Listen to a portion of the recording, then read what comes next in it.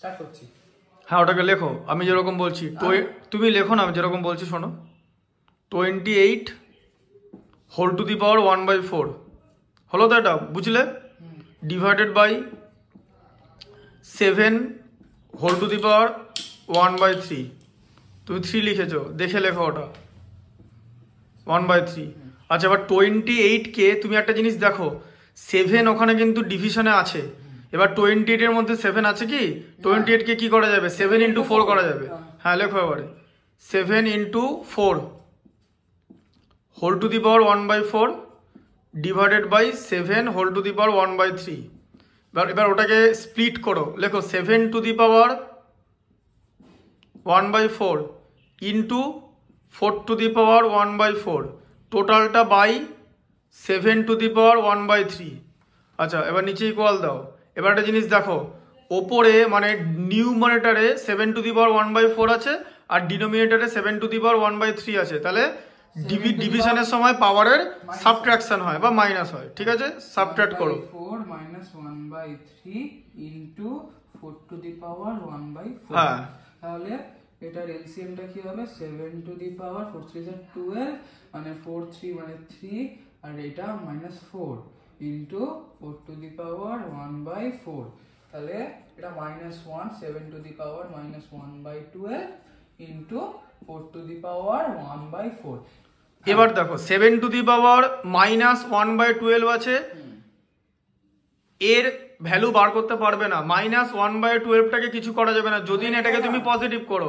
তাহলে in order to make it positive you have to make reciprocal of 7 which is 1/7 whole to the power 1/12 হলো into 4 to the power 1/4। আচ্ছা এবার এখানে তোমার আর কিছু করার নাই, কিন্তু তাহলে কি করে জিনিসটা এগোবে? এবার তোমার একটা জায়গায় 1/12 আছে, একটা জায়গায় 1/4 আছে। এবার 4 আর 12 এর মধ্যে রিলেশন কি?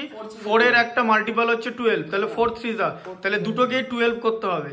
তাহলে এবার লেখো 1/7, ওটা যেরকম লেখা আছে সেরকম লেখো 1/7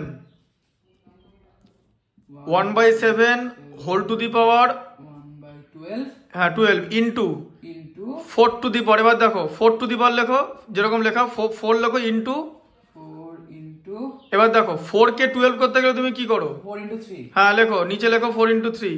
1/4 ইনটু 3। 1 কে তো 3 দিয়ে মাল্টিপ্লাই, এটা এমন ভাবে লিখছো টু দি পাওয়ার দাও ওপরটা, এটা তো টু দি পাওয়ারে করছো, এত নিচে পাশে লিখছো কেন? 1/4 ইনটু 3। এবার 1/3 করো, হ্যাঁ 1 × 3 করতে হবে, ইকুইভ্যালেন্ট ফ্র্যাকশন করছো। ঠিক আছে, এবার লেখো আমি করছি। হ্যাঁ 1/7 1/12 ইনটু 4 টু দি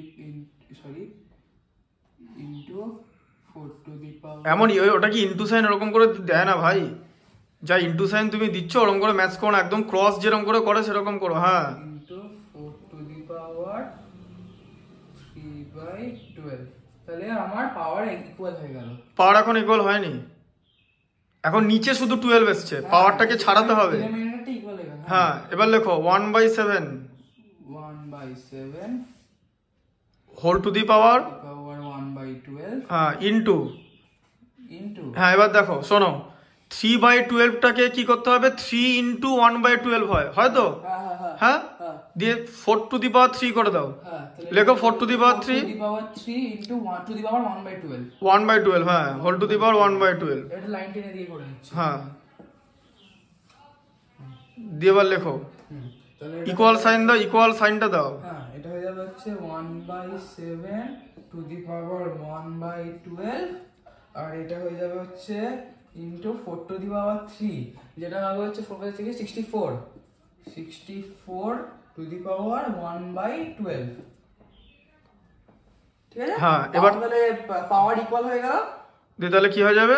তাহলে আমার হয়ে যাবে হচ্ছে বেসের মাল্টিপ্লিকেশন হয়ে যাবে। হ্যাঁ এই তো 1/7 * 64 হ্যাঁ 1/7 * 64 টু দি পাওয়ার 1/12। হ্যাঁ তাহলে এটা হয়ে যাবে হচ্ছে 7 কেটে গেল 64 এ, তাই কোনোদিনও কাটে? সরি উল্টো পাল্টা করে কেটে দিচ্ছ। 64/7 1/12 তাই এটা হয়ে যাবে হচ্ছে 12√64/7 आंसर।